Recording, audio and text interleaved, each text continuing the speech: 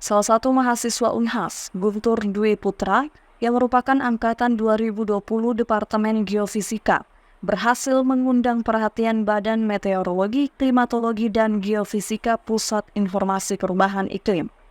Pasalnya, lewat penelitian yang kabarnya dikerjakan selama kurang lebih 6 bulan tersebut, hasil prediksi modelnya jauh melampaui model BMKG.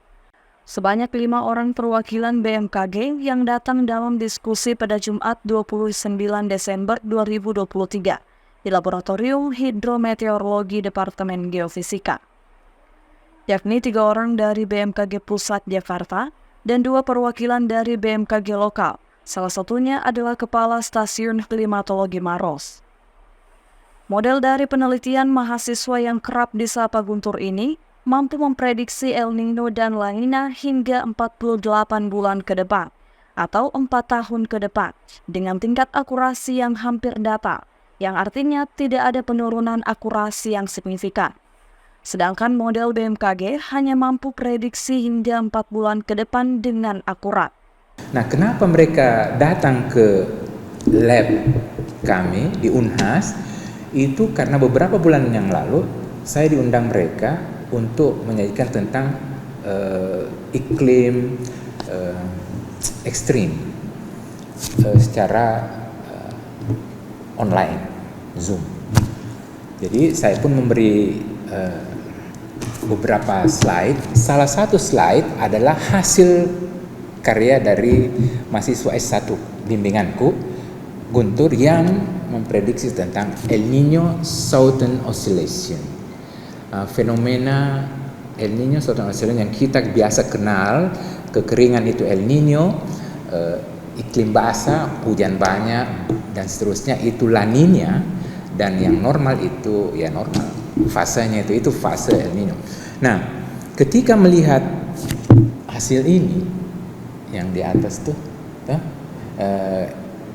akurasi suatu prediksi El Nino itu bisa diukur menggunakan 2 besaran. Yang satu korelasi namanya, yang satu adalah root mean square error. Jadi kalau ada prediksi, ada observasi, dibandingkan, kita cari korelasinya, terkait enggak? Kalau korelasinya 1 plus 1, itu artinya korelasinya sempurna, bahwa antara model dengan prediksi betul-betul match. RMC itu adalah beda atau error antara observasi dan prediksi. Itu seperti ini. Nah, apa yang adik-adik bisa lihat di situ, korelasi yang sempurna itu plus 1, ya, itu di atas 0,9. Ini belum sempurna. Jadi itulah latar belakang mengapa mereka BMKG Pusat mau datang ke sini, karena kita sudah tunjukkan bahwa kita mampu menghasilkan prediksi El Nino Southern Oscillation dengan skill yang relatif stabil, tidak mengalami degradasi seperti publikasi-publikasi sebelumnya gitu. Validasi terus, yang saya pikirkan kerjasamanya kayak apa nanti, ya kan? Ya, salah satu yang kita bicara tadi, kalau misalkan ini sudah akurat, ini seperti ini, produk ini sudah akurat, itu kan berarti yang akan diuntungkan itu yang terkait dengan cuaca ekstrim, suhu, hujan. Nah, siapa yang terkait itu? Ya, bandara juga kan, untuk keselamatan penerbangan. Petani, nelayan juga tentu. Artinya kapan dia mesti turun ke laut, atau dia bilang sudah menjangkit dulu karena cuaca tidak mendukung, ya kan? Itu jadi implikasinya ke sana. Jadi kalau ini menjadi milik Indonesia, kita maunya nanti produk ini itu bisa dipakai untuk beberapa sektor terkait. Akurasi prediksi terhadap pengamatan atau observasi suatu fenomena, dalam hal ini El Nino Southern Oscillation, dinyatakan dengan 2 besaran, korelasi Pearson atau ACC, Anomaly Correlation Coefficient, dan RMCE, Root Mean Squared Error. Prediksi akan semakin bagus jika korelasinya mendekati angka 1 dan error semakin rendah mendekati 0. Jadi terkait hal tersebut mungkin nanti dari pihak BMKG bisa mungkin saja mengkoreksi atau saya lebih belajar lagi terkait bagaimana prediksi yang sebenarnya yang valid seperti itu. Nah, terkait hal tersebut juga model prediksi ini saya tertarik mengambil topik seperti ini karena melihat perkembangan AI dan salah satunya neural network juga termasuk jaringan syaraf tiruan yang diklasifikasikan sebagai artificial intelligence. Nah, di situ saya melihat dari beberapa referensi berawal dari YouTube dan beberapa penelitian terkait dengan prediksi-prediksi yang awalnya saya gunakan untuk curah hujan. Nah, sampai ketika lebih mengubah variabelnya menjadi indeks ENSO. Terima kasih. Informasi yang didapat oleh BMKG terkait penelitian tersebut berawal dari diskusi yang membahas iklim ekstrim antara BMKG dengan Profesor Dr. Halmar Khalid MSc, Guru Besar Hidrometeorologi Departemen Geofisika Unhas, yang juga merupakan pembimbing dari Guntur Dwi Putra dalam penyusunan penelitian tersebut. Profesor Halmar menampilkan salah satu slide yang membuat pihak BMKG tertarik, yakni mengenai prediksi tentang El Nino Southern Oscillation. Unhas terlebih dahulu akan mempublikasikan hasil prediksinya di jurnal top dunia.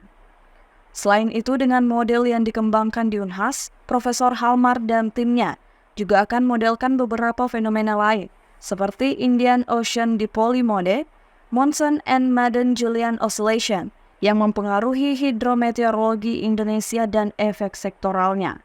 Sejauh ini di BMKG juga kita untuk prediksi yang paling bagus biasanya setidaknya sampai 2-3 bulan ke depan untuk prediksi, karena dalam ilmu prediksi itu semakin jauh kita memprediksi maka memang tingkat bias atau tingkat kesalahan itu akan semakin besar. Nah, dengan adanya metode-metode baru kita bisa coba menciptakan dan kita ingin berkolaborasi bersama para ahli di sini gitu, bagaimana kita bisa menghasilkan prediksi yang lebih panjang dan akurasinya juga semakin baik gitu ya. Sehingga inilah kenapa kami ingin berdiskusi bersama teman-teman di lab di sini. Ya, kenapa El Nino La Nina ini menjadi sangat menarik gitu ya bagi kita di Indonesia, terutama di wilayah-wilayah yang memang terdampak dari adanya El Nino dan La Nina. Kita bisa merasakan secara general ketika ada El Nino dengan skala yang kuat gitu, bisa berdampak kepada kekeringan yang panjang, kurangnya hujan, dan itu berimplikasi ke multisektor, ke pertanian, ke hidrologi, dan sampai bisa ke sosial juga kalau terjadi kekeringan yang panjang. Sehingga dengan kita bisa menghasilkan prediksi yang lebih bagus, kita bisa menghasilkan prediksi yang lebih panjang, sehingga ini bisa diantisipasi. Teman-teman kemudian stakeholder atau user juga bisa melakukan aksi dini, antisipasi, perencanaan untuk mengurangi dampak, mengurangi resiko dari suatu impact, suatu fenomena iklim yang ekstrim seperti adanya El Nino, ataupun sebaliknya ketika ada La Nina terjadi banyak hujan, banjir, longsor. Nah, dengan adanya prediksi-prediksi yang lebih bagus, sehingga perencanaan, aksi dini dan antisipasinya kita bisa mengurangi resiko bencana ataupun dampak yang lebih buruk lagi. Pihak BMKG bahkan ingin agar lebih banyak mahasiswa Unhas yang dikirim untuk melihat dan menganalisis data BMKG. Adi Ripaldi MSI sebagai perwakilan dari BMKG Pusat berharap bahwa dengan adanya model seperti ini memungkinkan kita atau user dapat menyiapkan secara dini antisipasi dengan kemunculan kondisi ekstrim El Nino atau La Nina. Rahmatia Zahra Sabita Soceng, Unhas TV.